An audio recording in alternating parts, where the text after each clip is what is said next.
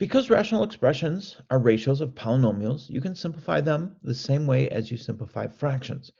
Recall that to write a fraction in its simplest form, you can divide out common factors in the numerator and denominator. So for example, if I had 9 over 24, I can divide 3 out of the top number, I can divide 3 out of the bottom number. So if I was going to simplify this down, I would just go, okay, I'm going to divide this by 3. So 9 divided by 3 is 3. And 24 divided by 3 is 8, and that would be simplified down. Now, rational functions that we deal with this week are going to have variables in them, but you can also still simplify those down. For example, if I had 10x to the 8th and 6x to the 4th, usually I'll just deal with the numbers first. So 2 goes into 10 5 times, 2 goes into 6 3 times. Then I have x to the 8th on top and x to the 4th on the bottom. So x to the 4th is in common to both of them, so I'm just going to cross out an x to the 4th, and that would leave me with x to the 4th on top and nothing on the bottom.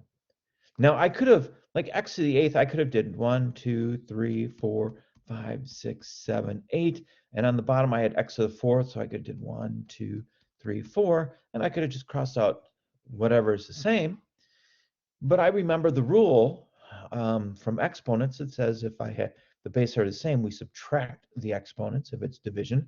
So 8 minus 4 is 4, so that's x to the 4th. Okay, so you could do it any way you want. Usually most kids just do it in their head. They just look at it and say, oh, okay, I have 8 x's on top, I have 4 on the bottom, cross those out, I'll have 4 left over on top. Now, here's where a lot of students make mistakes. Some students think that they can just cross this off. They think, oh, I've got an x squared on top and x squared on bottom. I'm just going to cross it off. No, no, no, no, no, no. You cannot do that. That's like saying if I had 2 plus 4 over 2 plus 7, that you can just cross the 2's off. That is not true, because if you look at this, 2 plus 4 is 6, 2 plus 7 is 9. So now, if you cross off the 2's, you end up with 4 over 7. That's not the same thing as 6 over 9. So you can't do that. These are called terms. We can cross off products like x times x times x over x times x. Well, yeah, then these are products, and you can cross those off. Terms you cannot. Now, after saying that, I can still simplify this problem. How do I simplify? Well, I've got to factor first. Factoring, yeah, we did that before Thanksgiving. X squared plus x minus 2, okay, so I'm going to factor that down. That factors down to x plus 2, x minus 1. And on the bottom, so now these are two products. I can multiply this times this. So if I have something that is the same on the bottom, I can cross it off. So x plus 2, so that's going to end up being x plus 3, x minus 1. Oh, now I can cross this off. So I'm left with x plus 2 over x plus 3. Now some kids think, oh, I'm just going to cross off the x's. You can't do that. This is a product. This is a product. You can't just cross off anything on top and bottom that you want. It has to be something that's multiplied. So yes, this does simplify to x plus 2 over x plus 3. That is a very complicated concept for some students. They just want to cross off whatever's same on top and bottom. That's just not true. You just can't do that. All right. So today we're going to be multiplying rational expressions. Step 1, factor all the numerators and denominators completely. So we're going to be doing a lot of factoring this week. Number 2, divide out common factors of the numerator and denominator. So we're going to simplify. Basically what it's saying is simplify. And then we're going to multiply the numerator and then multiply the denominator. So it's basically the same thing as back in, I don't know when you learned how to multiply rational functions, but it's like fractions. I can multiply across the top and I can multiply across the bottom. So 1 times 3 is 3. 2 times 5 is 10. Boom, done. That's it. Now, obviously, they're going to be a little bit more complicated this week, but the concept's the same. You multiply across the top and multiply across the bottom. But we want to simplify first. Okay, so in this problem, I look at it, it's like, okay, I've got x plus 2, x minus 1, x plus 2. Oh, there's some things on top and bottom that I can cross off. Now, I'm going to factor this first. I'm going to pull out a 4 here. So that's x minus 1. Okay, so now, what's the same on top and bottom? Got an x minus 1 here, x minus 1 here. Cross it out. I have an x plus 2 here. I have an x plus 2 here. Cross it out. What's left on top? Just a 4. What's left on bottom? X minus 2. I am done. So make sure you factor and then simplify before you do anything else. Usually a lot of the things just cross right off. Let's try another one. X plus 3 over x minus 1 times x squared minus 2x minus 1. Okay. First thing I'm going to do is I'm going to factor everything because usually things will cross off then. So I'm going to factor the top. X squared minus 2x plus 1, that factors to x minus 1, x minus 1. X squared plus 5x plus 6, well, that factors to x plus 3x plus 2. My factoring is correct. This is where factoring comes in handy. All right, what's the same on top and bottom that I can cross off? I can cross off an x plus 3. I can cross off an x minus 1. All I'm left with now is x minus 1 over x plus 2. So your factoring skills are going to come in real handy this week. All right, next problem. So we talked about multiplying rational functions. What about dividing them? Well, you learned back a long time ago is that you can't really divide a rational function. What we do instead is we multiply by the reciprocal. So I would rewrite this as 4/3 times 2 over 1. Then I would multiply across. So that would give me 8/3. Now, some kids, they want to simplify right away. Can't do it. You have to rewrite it as a multiplication problem before you simplify. If you simplify first, it's not going to be right. All right, let's try one a little bit tougher. Okay, so the first thing I see is I see a division sign. I'm going to rewrite the problem. Okay, that's the first thing I'm going to do. So I've got 5x to the 6th over x squared y times, and then I've got y over 10x squared. All right, now I look at things and it's like, okay, what's same on top and bottom that I can cross off? Y. I have an x to the 6th and an x to the 2nd and an x to the 2nd. Well, if you put these x to the 2nds together on the bottom, you end up with x to the 4th, right? Well, now I can simplify. So x to the 4th crosses off, and this becomes x to the 2nd.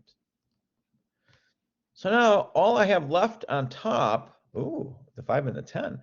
5 goes into 5 once, 5 goes into 10 twice. All right, now all I have left on top is x squared. On the bottom, all I have left is 2. This thing right here simplifies down to x squared over 2. Awesome stuff. You have to know how to factor. There's no question about it this week. All right, what about this one? Well, first thing I'm going to do is I'm going to rewrite it as a multiplication problem. Do not simplify first.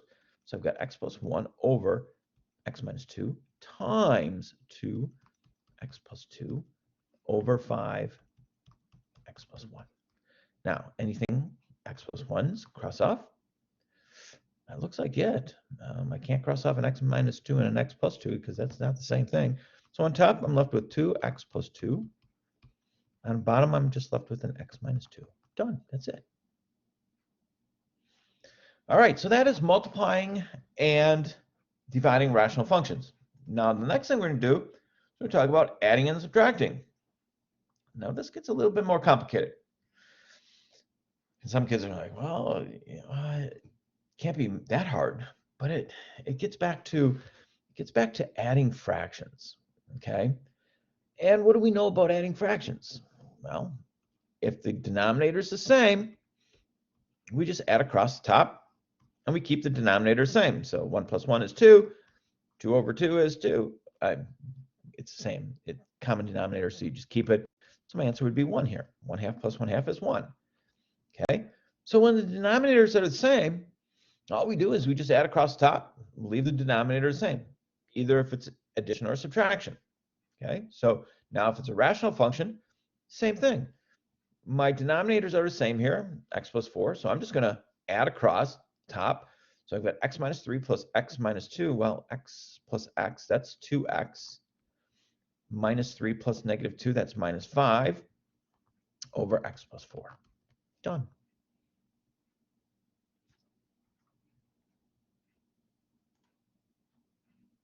X squared plus 1, well, I have a common denominator. Now, this minus sign is going to mess up some kids, because that really means, if you think about it, that means I'm going to add the opposite. So I always just put a negative 1 in front. So that's going to be negative 6x plus negative 1, because that negative goes to both terms. Now I can add across the top. So 3x plus negative 6x, that gives me negative 3x. Negative 4 plus negative 1, that gives me negative 5. And my common denominator is x squared plus 1. Done. So it's a little bit tougher when you're adding or subtracting fractions. Subtraction gets a lot of kids, they really mess up on those. All right, now, what's the hard part? It's when the denominators aren't the same. So for example, if I gave you 2/3 plus 1/5, I know you guys are Algebra 2, but there'd be some students that can't do this. They forget that they need a common denominator here. Well, if I was going to do this problem, I look at this and it's like, okay, my common denominator is going to be 15. So I'm going to multiply 5 on top and bottom here. So I get 10/15 plus, and then I'm going to multiply 3 on top and bottom. So that would give me 3/15. These fractions are the same. 2/3 and 10/15 is the same. Okay, they're equal. And 1/5 and 3/15, they're the same. But the reason I do that is because now they have a common denominator and I can add. So this would be 13/15. So whenever you have a problem that does not have a common denominator, you need to get a common denominator before you add or subtract. That is the rule. So in this problem, my common denominator would be 4x. I don't have to change this one because it already is 4x, but I'm going to multiply top and bottom here by 4. So this would be 12 over 4x plus 5 over 4x, which gives me 17 over 4x as my answer. Now they get tougher. This one here will, a lot of students, they won't even know what the common denominator is. A lot of kids will say, Mr. Shank, the common denominator is x plus 2. So I'm just going to add 2 on top and bottom. You can't do that. That's not true. If you had a fraction like, if you had something like 1/2 and you added 4 on top and bottom, that would give you 5/6. Is 5/6 the same thing as 1/2? No, it's not. You cannot add. So what is my common denominator here? Well, it's going to be x plus 2. That's my common denominator. So on this side, I'm going to have to multiply by x on top and bottom. Okay. Here, I'm going to have to multiply by x plus 2 on top and bottom. This is my common denominator. So now I look at this problem, it's like, okay, so I'm just going to rewrite it again. So that's x plus 2 minus, and then I'm going to multiply through here. I'm going to change that. So that's going to be negative 5x plus negative 10. Okay, so now I have a common denominator. I can add across. So what is that going to be? Negative 5x minus 8 over x plus 2. So these are the tough types of problems. Make sure you come to the main lesson on Monday because we'll be going through a lot of these types of problems in the practice for the week. And the last thing that we have this week is called complex fractions. Okay, a complex fraction is a fraction over a fraction. So for example, if I gave you something like this, I said, okay, you got 1/2 over 3/4. This is a complex fraction. It is a fraction over a fraction. But this is a division sign. So I could rewrite this as 1/2 divided by 3/4. Well, we know we can't divide fractions, or we can't divide rational numbers. So I would just rewrite this as 1/2 times 4/3. Now, whenever I get a complex fraction, I know that if I just flip this over and multiply, so there it is. So 1/2 times 4/3, then it would just be 4/6. Then I could reduce it down. So let's say they give us something a little bit tougher. Let's say they give us something like this. Same thing.